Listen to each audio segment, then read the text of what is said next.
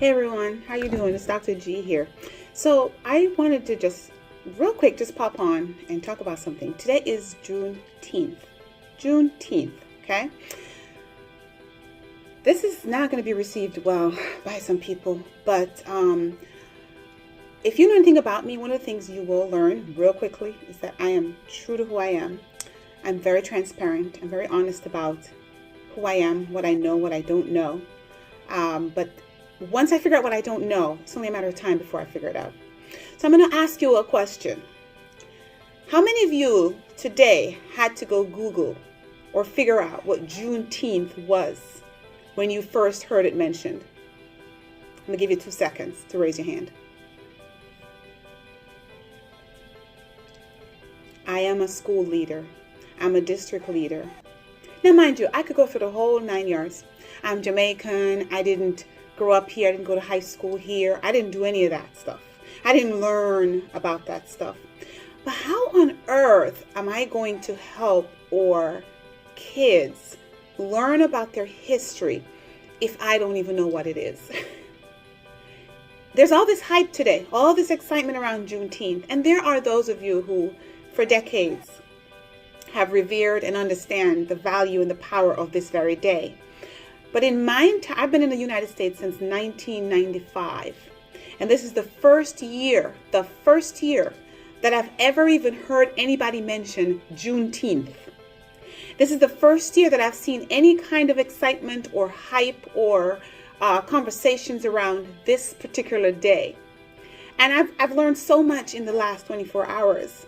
It is just crazy to me that I know I'm not the only one. I might be the only one brave enough to say it right now. But it's a challenge for us.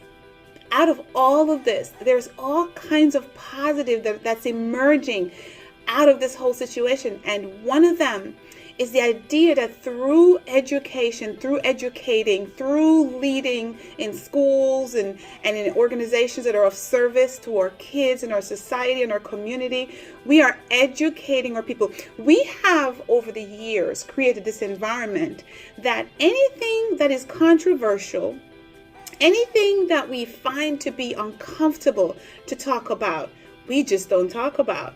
We just put it under the rug. So we teach our kids that it's okay to just be hush hush and not discuss the things that make them uncomfortable. It's time for us to talk about the things that make us uncomfortable. And leaders, especially in our school building, when I tell you my story, I will tell you that education was the game changer for me. It was not the end all is all, but guess what? Based on my background, my mom and dad had zero education. They learned to read. They learned to read in church.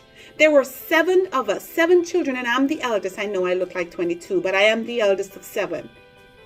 And the only way out was through making sure that I got an education. We need to think about how we are using that tool to advance our kids, advance our community, and advance our young ones. I guarantee you, my 2 daughters knew nothing about Juneteenth. Is that taught in school? I don't know. Maybe I missed it. Is it taught in some kind of a curriculum somewhere in elementary or middle or high school?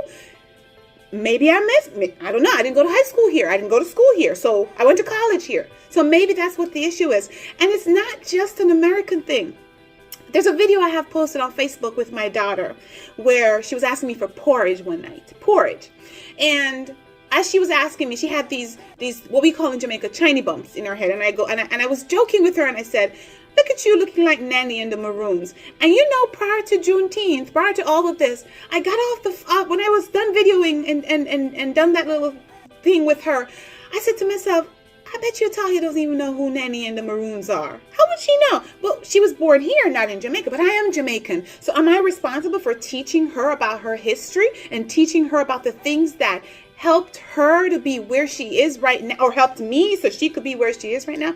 I have a responsibility. Yes, I do. I have a responsibility. I say it over and over and over again. Leadership begins with self.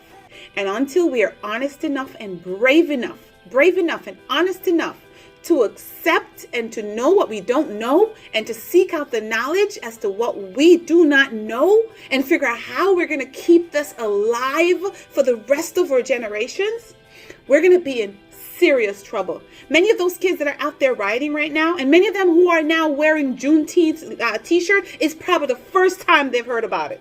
They probably does not even know what it is. I guarantee you they don't know what it is. Why? Because when we start to point fingers and we start to look at the system, we start to look at the reforms, and we start to look at the things that need to happen so that this day can go down in history and be changed forever in the memory of every student, every child, every adult, every person, no matter where you are on the face of this earth, we've got to be brave enough to look at ourselves and say, how have we contributed to the dysfunction? How have we not contributed to making sure that this does not keep happening and happening? And how do we as leaders train and teach our children to be kids who can talk to each other about different subjects and different topics, and do so with respect, and do so with dignity, and do so with humility, without fighting and arguing, and be able to disagree, and be able to agree to disagree without hostility. We have a responsibility to do that. But it's important that we are reflective about ourselves and our role and the part that we play in all of this. Because you know what? We need more of you unorthodox leaders out there. All right, guys? Happy Juneteenth. This day will forever be changed in the history of my life, and I hope it has for you too. Take care.